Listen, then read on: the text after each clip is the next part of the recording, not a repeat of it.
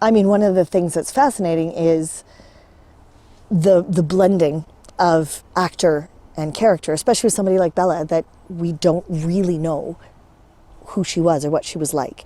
We have some photographs, which, I mean, that's incredible. She does not look like me. She was dark-haired and quite square. I'm quite, I was going to say oblong.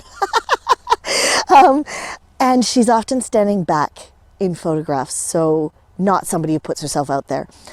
My job as a historic interpreter is to draw the public in, to be somebody that they notice so that I can share information with them. They know they can come and ask me questions and approach me, that sort of thing. So that's one of the places of melding where it's like, okay, there's a concept of the difference between authenticity and accuracy. And if we were completely accurate in what we did, that would be problematic, because racism was even more alive and well during the gold rush than it was now, especially towards the Indigenous people. But we're not going to actively portray that racism. You know, we're going to look at the authenticity of what were these people like in community, and then bring a 21st century filter onto that, not to get rid of what happened, because that's just a recipe for disaster. If we're just going to go, no, all that ugly stuff didn't happen. All the white people are good. We didn't do anything wrong. But to look at what we did and own it, and, you know, take responsibility for it and talk about it and be like, okay, this was the attitude. Here's how it needs to have changed. Here's where we need to go from there. And that idea of, I mean, I'm pretty funny. At least I think I'm funny.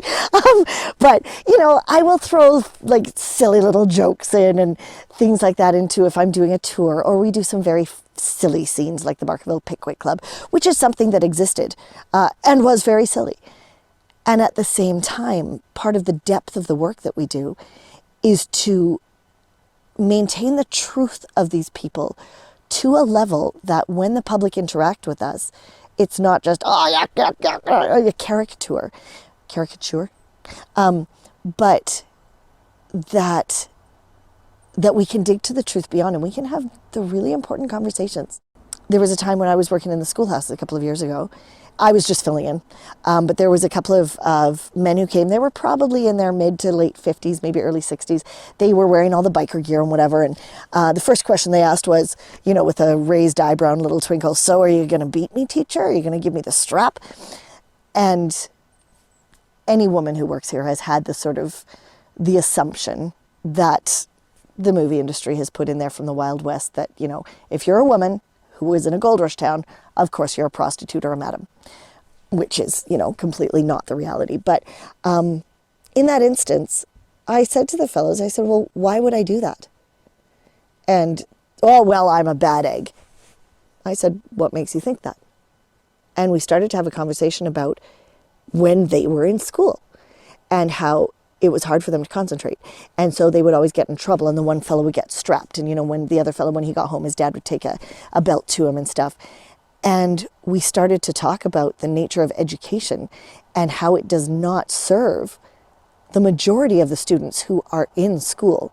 And I mean, the reality is the Victorian school program was very much like it was a rote learning, where the teacher taught something, and then if it was a one-room school, they taught the older students, and the older students would teach the younger students, and, you know, it would go down like that, and it was very rigid, right? And how that does not serve so many kids. And so we won't do that when we do a school lesson. We're going to look for a way to make it inclusive for the kids who have, you know, they're distracted, or that's not the way they learn. They're a kinetic learner. They're a visceral learner. And the one fellow actually got misty.